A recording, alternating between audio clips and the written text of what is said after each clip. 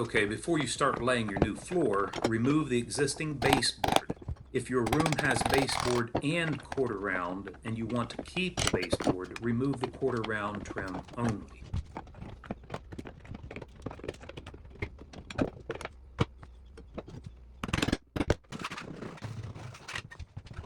Then just scrape the floor. If you have drywall mud that you've dropped on it, scrape that off, clean it up so there's no loose particles.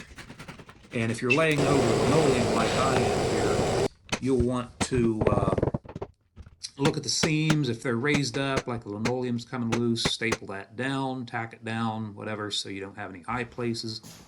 And then determine which direction you're going to lay your planks. In this case, I'm running my planks from this dishwasher rough end to the opposite end of the room into a pantry, which you see right here. So I'm going to run them across the length of the room. Some people run their planks parallel with the long length of the room. I'm doing the opposite here. I think it'll look better. So I want to take a measurement from one end, like the dishwasher rough end, to the pantry, and I take that distance in inches and divide that by the width of my planks. And that came out perfect for me. It was slightly over 35.03 planks, or rows of planks it's going to take to get from one end of the room to the other. That 03 happens to be, that leaves me the quarter-inch gap on both ends, so lucky for me. But if you're ending up with a very, very narrow plank at the end of the room, it's going to be where people can see it, I'd suggest you cut that first row of planks down to width so that you can have a wider plank at the end of the room.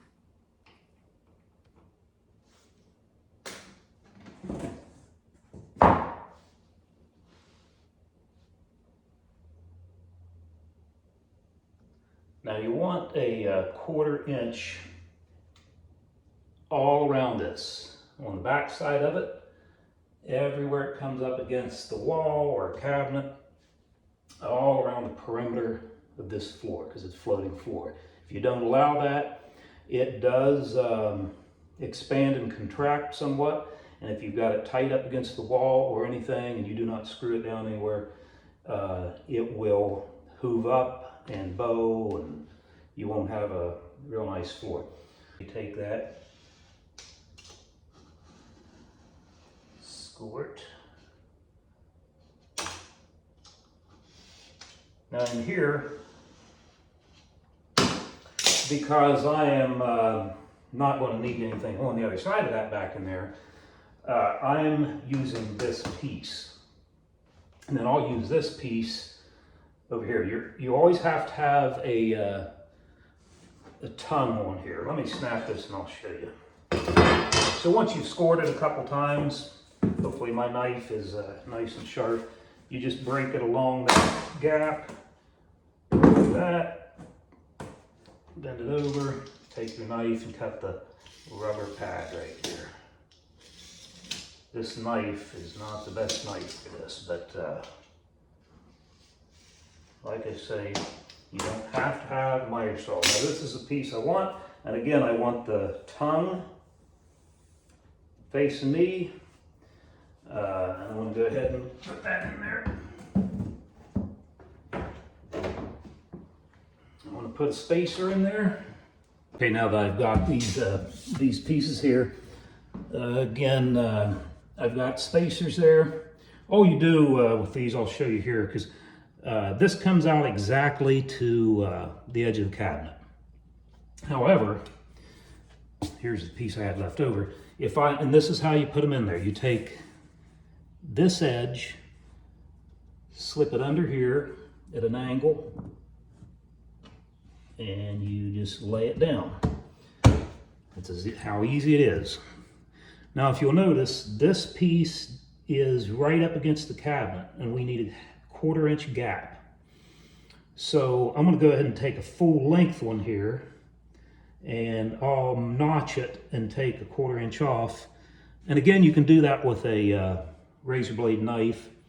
I've got a table saw here too, but razor blade knife, because it's just such a small edge, it's hard to snap that off, but it can be done.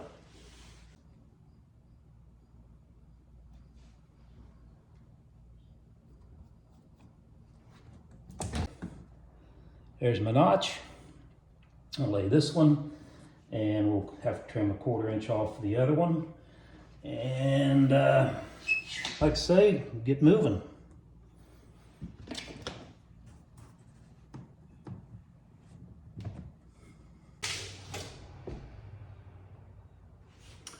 I'm measuring 35 1/4 to where it'll meet this one.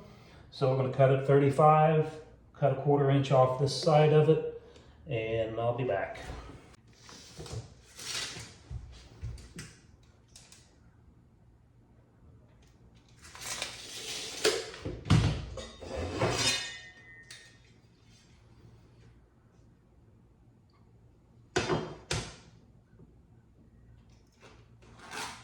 Get these lined up perfectly. All right, and I'm looking, and what you do on these ends here, I'll show you. You have to buy this little kit. You need a hammer, but this little thing you can put on the edge here.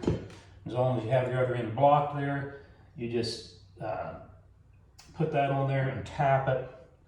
Tap the hammer so it pulls this together real well. Okay, I'm going to take one of these short pieces that we've cut off of one of these in here, inside here, and I'm going to start this course right here. The reason being, I want to overlap this joint with a full sheet. Kind of for cosmetic reasons, and also just for keeping all the joints all together good. So here we're out here in the open. I'll show you. You kind of slip that in there till it snaps, kind of maybe 45, and then you lay it down. And it should be in there. You can check and see. You shouldn't see any gray in between these two brown lines. I'll go in the same way. In this case, we're going to get right up to that. You can't obviously do this and then snap this row in. So we're going to put this in first. Fairly close, overlapping the gray tongue, and you want to make sure this goes right down in all the way. That is about a 45, and you lay it in. You're going to lay that over this. You don't want to put it right on the tongue, you just want it over, and you're not hitting the tongue at all. So you, once you have it there, you tap it with a hammer.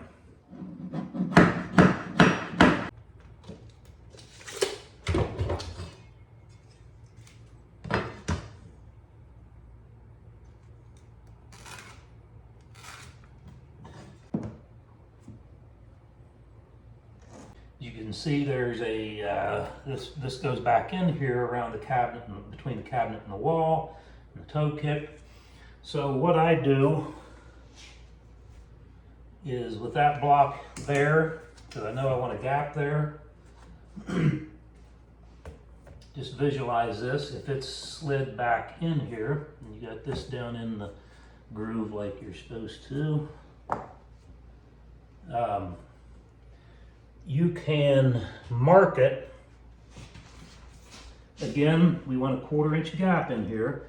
So mark it where there's about a 1/4 inch gap here. And then that line from here is going to go back into that recess.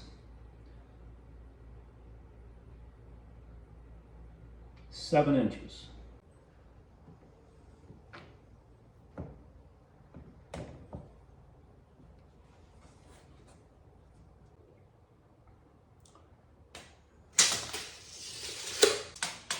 I don't know if you can see, this plank to the wall is like 50 inches. So I'm gonna have a little 4-inch piece here, but because it's behind the stove, I'm not gonna worry about it.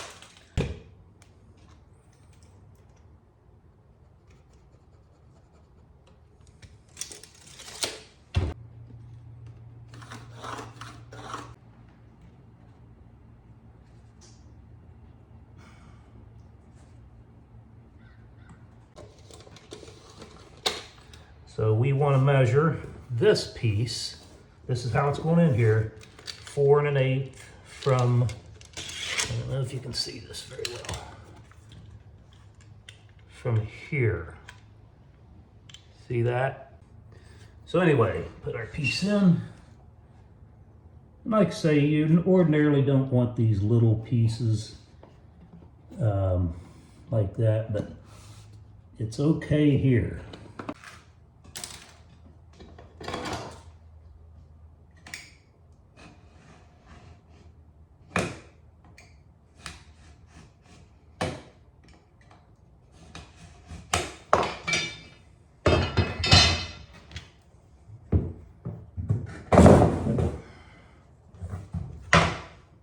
Just kind of using that. And that's at least 8 inches long, so we can use that on this end somewhere. So set that up there.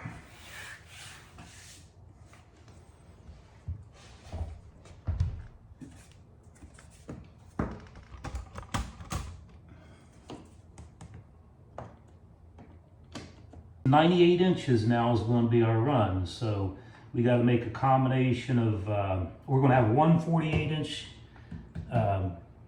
full length piece, and that means we need 25, or you can just go by what makes it look right and where your joints are staggered.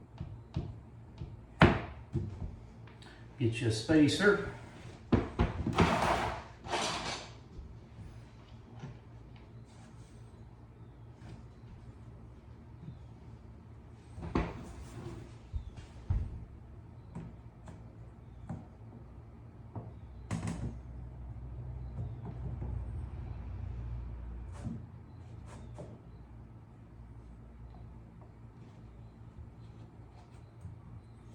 Slightly raised, and I notice if you just take this plastic block and lay it flat and right on the edge and tap it lightly, it goes down in there.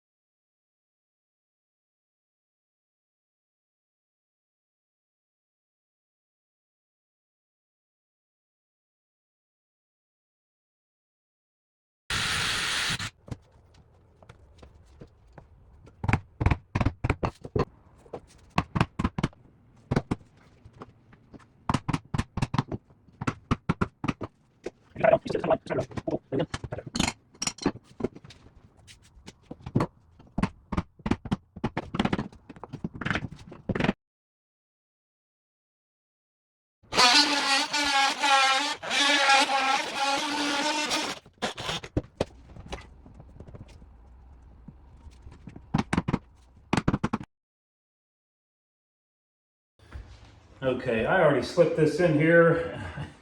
Couldn't get it out, but I forgot to record it. When you get around these, when you've undercut these door jambs and they're, the thickness of the wood, you can notch this and slide this in.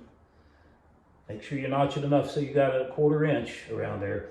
But you got to kind of raise it up and push this edge down into here. And obviously you can't raise it very far, but it's fairly flexible, so you can bend it and get it started, and then you push it in and lay it down.